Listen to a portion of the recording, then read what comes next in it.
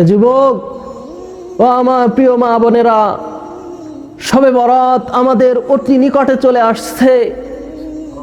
আর এই শবে বরাতকে বলা হয় হালুয়া রুটির উৎসব। এই শবে বরাতকে বলা হয় রুটির মেলা, রুটির উৎসব। কেন বলা হয়? কারণ আমাদের ভিতরে, আমাদের সমাজে অনেক মা বোন রয়েছে, অনেক ভাই রয়েছে, তারা শবে বরাত মানে জানে হালুয়া রুটির মেলা বা হালুয়া রুটির ঈদ। তো এই শবে বরাতে আমাদের মা বোনদের রুটি বানাতে বানাতে, রান্না করতে করতে, ভাত গোশত পাকাতে পাকাতে হাতে ব্যথা হয়ে যায়, কোমরে ব্যথা হয়ে যায়। তারা একটা আযাবের দিন মনে করে। আমার যুবক ভাইয়েরা, তারা এই শবে বরাতের দিন ফিক্সড করে, এই দিন ঠিক করে তারা পিকনিক করে, তারা চাউল কালেকশন করে, তারা টাকা কালেকশন করে, তারা গোশত কালেকশন করে, তারা পিকনিক করে, তারা খিচুড়ি পাকায়, তারা বিরিয়ানি পাকায়। এই দিন তারা একটি উৎসবের দিন মনে করে। অথচ এই দিনটা কোনো উৎসবের দিন নয়। এটা অনেক ভাইয়েরা, অনেক মা বোনরা জানে না। এই দিনটা মূলত কিসের দিন?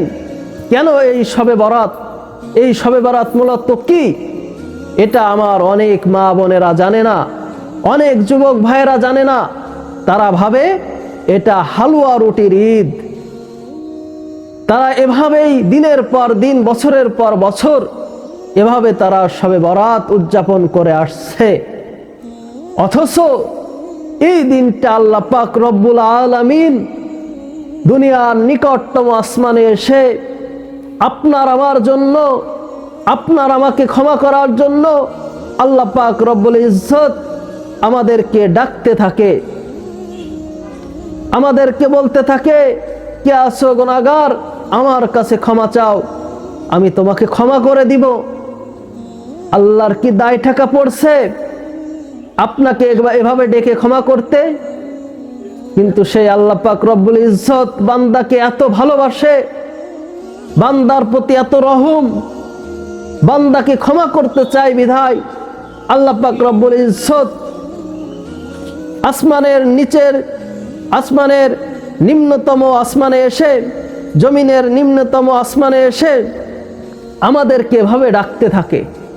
কিন্তু আমি আপনি সেই প্রভুকে, সেই সত্তাকে, সেই মহান রব্বুল আলামিনকে, যিনি আপনাকে আমাকে এই দুনিয়ার বুকে সঠিকভাবে লালন পালন করছে, আপনাকে আমাকে এই দুনিয়ার ভিতরে সঠিকভাবে রুজির ব্যবস্থা করে দিচ্ছে, আমরা যখন যা চাচ্ছি আমাদেরকে দিচ্ছে, যে আল্লাহ পাক রব্বুল আলামিন আমরা দুনিয়ার বুকে হাজার হাজার অন্যায় করার পরেও, কঠোর কঠোর গুনাহ করার পরেও সেই আল্লাহ পাক রব্বুল ইজ্জত আমাকে আপনাকে সাথে সাথে শাস্তি দিচ্ছেন না, আমাদেরকে ক্ষমা করার সুযোগ দিচ্ছেন।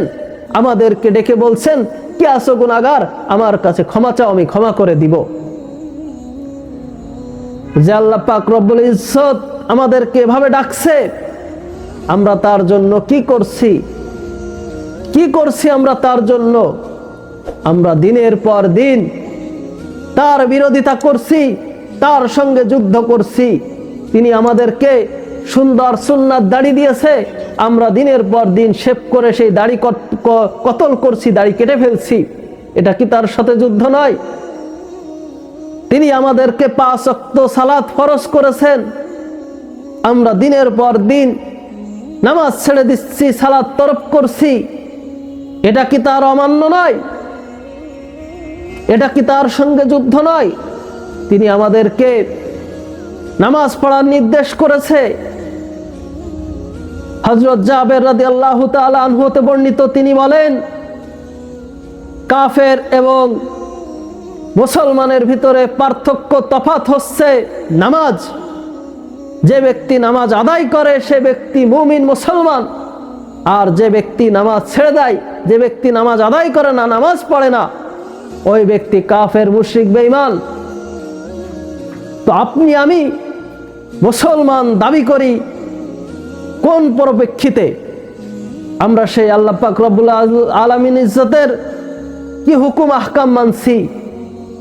সামান্য ছোট যে সমস্ত আমল সেগুলো আমরা করছি না, আমরা প্রতিনিয়ত প্রতিদিন এভাবেই আমরা দিনের পর দিন তার হুকুম আহকাম অমান্য করে চলছি। এভাবে মুসলমান থাকা যায় না, এভাবে মুসলমান হওয়া যায় না।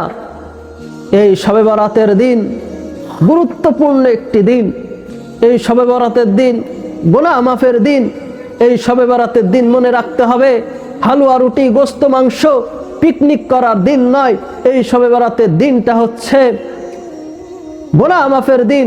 এই শবে বরাতের দিনটা হচ্ছে রোজাদারির দিন। এই শবে বরাতের রাত্রটা ইবাদতের রাত্র। এই দিন আমরা আল্লাহ পাক রব্বুল ইজ্জতের দরবারে সিজদা করব, কোরআন তেলাওয়াত করব, গুনাহ মাফের জন্য অনুতপ্ত হয়ে আমরা চোখের পানি ঝরিয়ে সে আল্লাহ পাক রব্বুল আলামিন ইজ্জতের কাছে ক্ষমা চেয়ে আমরা ক্ষমা করিয়ে নিব। তাই আমাদের উচিত এই রাত্রে গোশত হালুয়া রুটি বাদ দিয়ে শুধুমাত্র আল্লাহ পাক রব্বুল আলামিনের ইবাদত করা, শুধুমাত্র আল্লাহ পাক রব্বুল আলামিনের কাছে ক্ষমা চাওয়া, ঠিক কিনা? অবশ্যই এই রাত্রে আল্লাহ পাক রব্বুল আলামিনের কাছে ক্ষমা চেয়ে ক্ষমা করিয়ে নিতে হবে। তাই এই শবে বরাতের রাত্রে আমরা হালুয়া রুটিকে বাদ দিয়ে, আমরা গোশত মাংসকে বাদ দিয়ে আমরা এই রাত্রে শুধুমাত্র আল্লাহ পাক রব্বুল আলামিনের কাছে ক্ষমা চাইবো। আল্লাহ পাক রব্বুল আলামিনের দরবারে আমরা ইবাদত বন্দেগী করব।